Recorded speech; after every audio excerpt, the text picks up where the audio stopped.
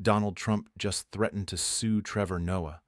Not for a news report, not for an investigation, for a joke, a 30-second unbid at the Grammys about Jeffrey Epstein's island. And here's what nobody's telling you. This isn't about protecting Trump's reputation. This is about weaponizing defamation law to silence speech. And from a prosecutor's perspective, Trump just walked into a legal minefield that could expose far more than he intended. Pay attention to what happens next. Sunday night, February 1st, 2026, the Grammy Awards. Trevor Noah is hosting for the fifth and final time. Billie Eilish wins Song of the Year for Wildflower. Noah makes a joke. That is a Grammy that every artist wants almost as much as. What was said during the broadcast, Trump wants Greenland, which makes sense because Epstein's island is gone. He needs a new one to hang out with Bill Clinton. The audience laughs. Noah adds, "I told you it's my last year. What are you going to do about it?" By 10:01 a.m., Trump posts on Truth Social, not a quick dismissal, a 300-word threat. Let me read you the key parts. Noah said incorrectly about me that Donald Trump and Bill Clinton spent time on Epstein Island. Wrong. I can't speak for Bill, but I have never been to Epstein Island nor anywhere close, and until tonight's false and defamatory statement have never been accused of being there, not even by the fake news media. Then comes the threat. Noah, a total loser, better get his facts straight and get them straight fast. It looks like I'll be sending my lawyers to sue this poor, pathetic, talentless dope of an MC and suing him for plenty. Ask little George Slopodopoulos and others how that all worked out. Also, ask CBS. Get ready, Noah. I'm going to have some fun with you. Now, Trump's referencing his recent wins. ABC News paid him $15 million after George Stephanopoulos said Trump, the Truth Social response explained, was liable for rape when the legal finding was actually sexual abuse. CBS paid $16 million over a 60 Minutes interview edit. So Trump's feeling invincible. But here's where the case gets dangerous for him.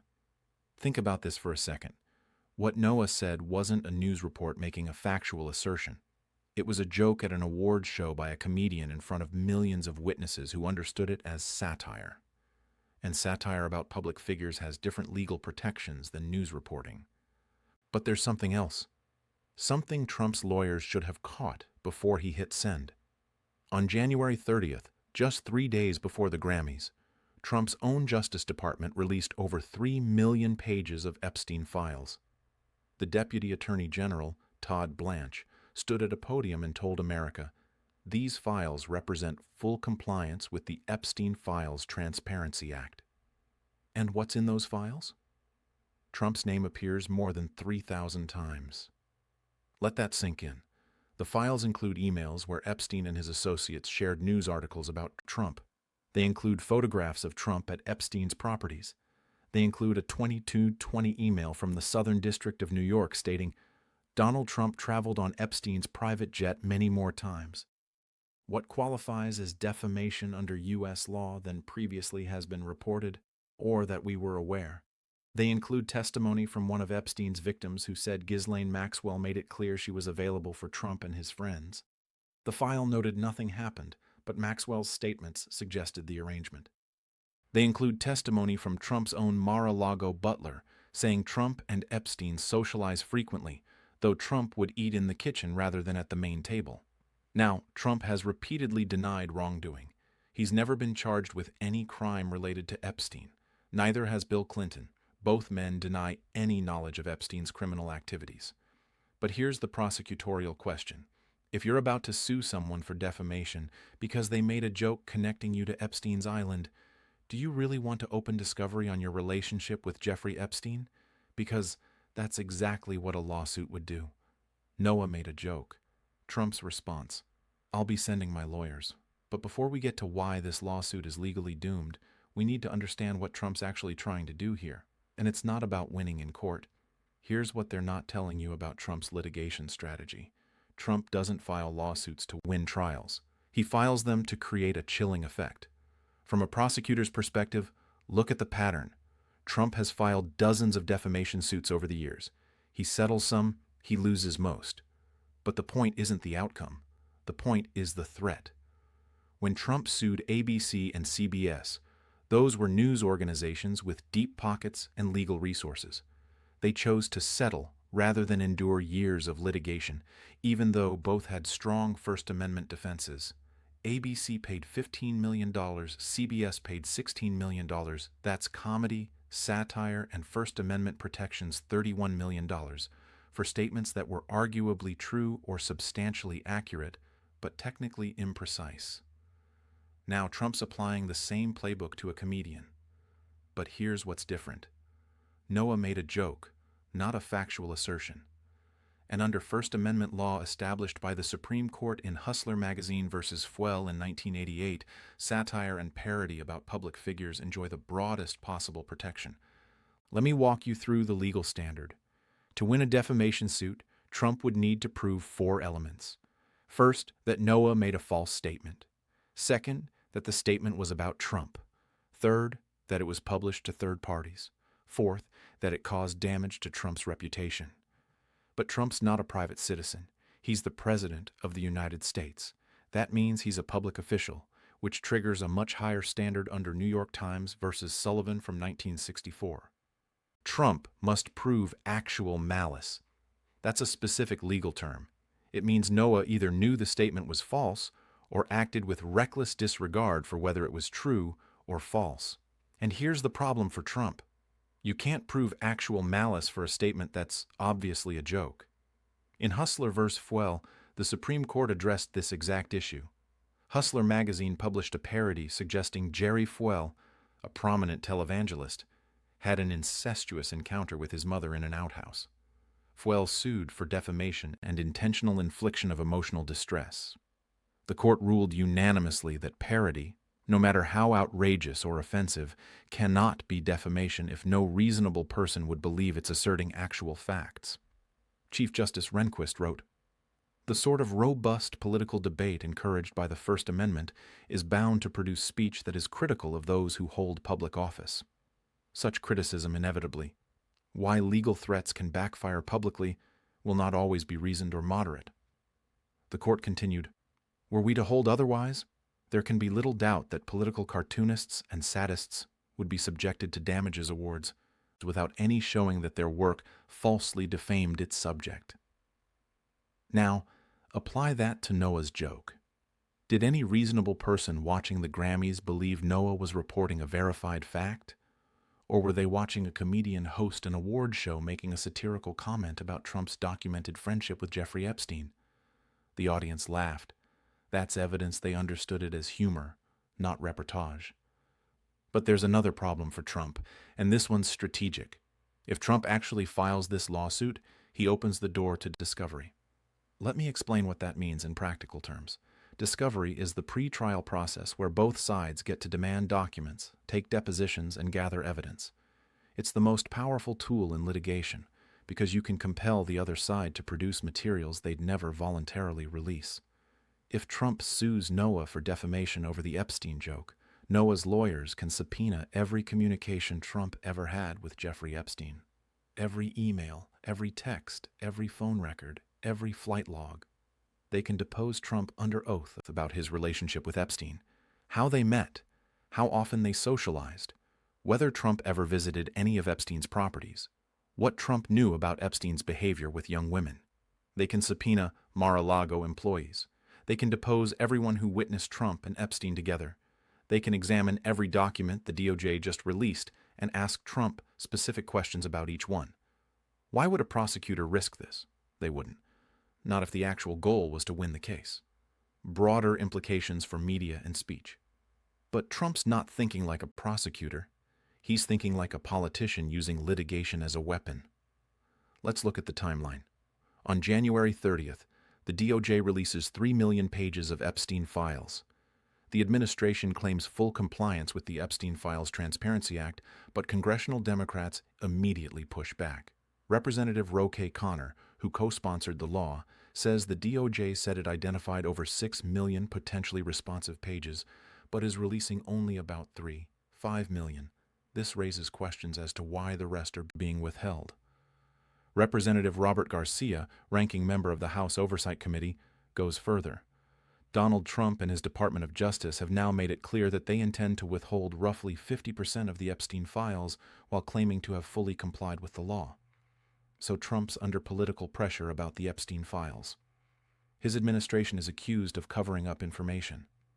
Democrats are demanding to see the other 3 million pages.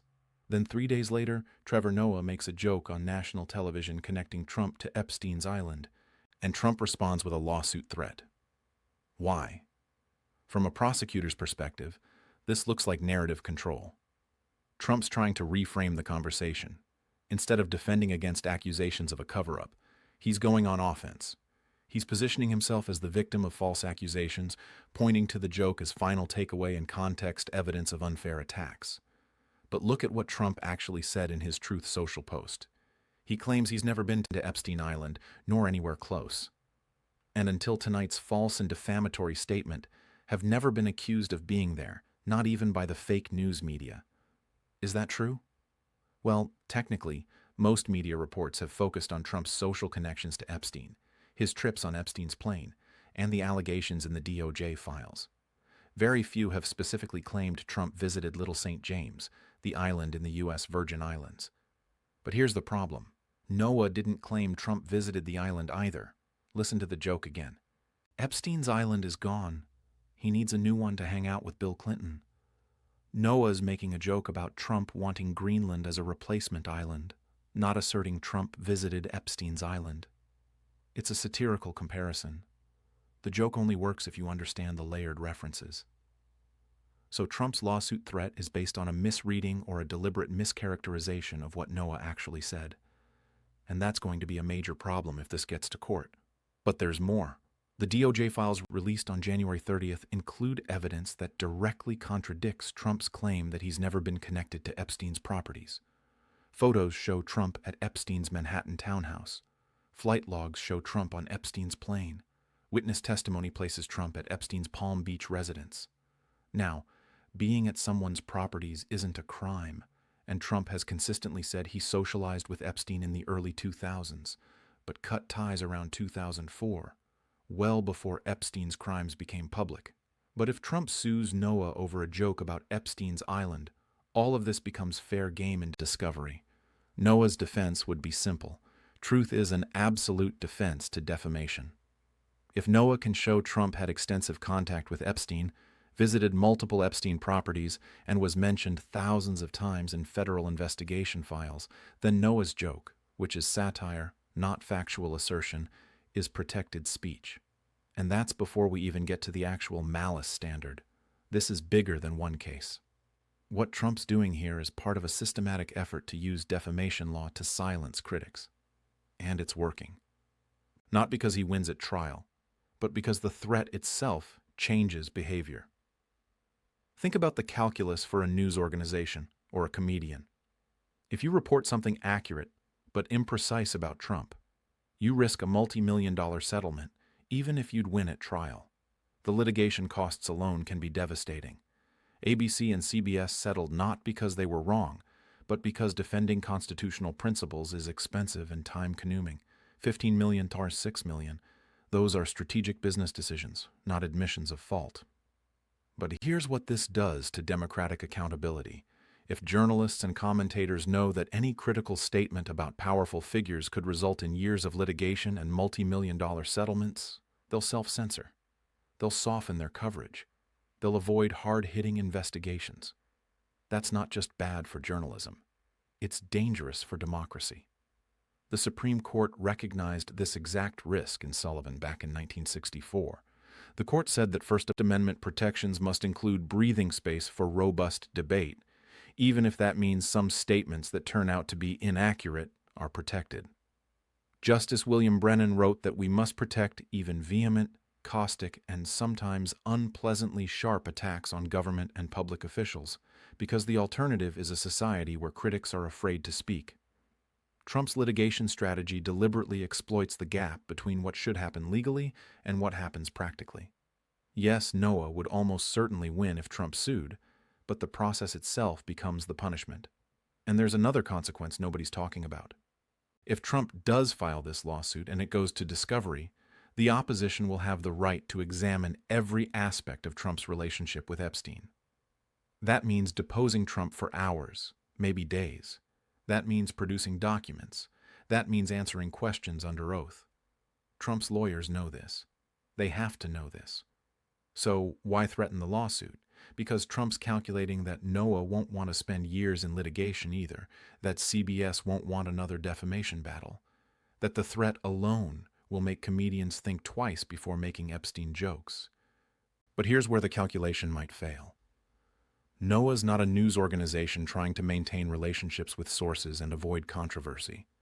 He's a comedian at the end of his hosting run. He said it himself. I told you it's my last year.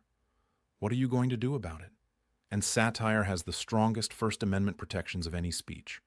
Courts have repeatedly held that jokes about public figures, no matter how harsh or unfair, are protected unless they make specific false factual claims that damage a reputation. So if Trump actually files this suit, he's choosing the worst possible test case for his litigation strategy. He'd be suing a defendant with both ironclad legal defenses and nothing to lose. And in the process, he'd open himself up to discovery about his most sensitive political vulnerability. That's not strategy.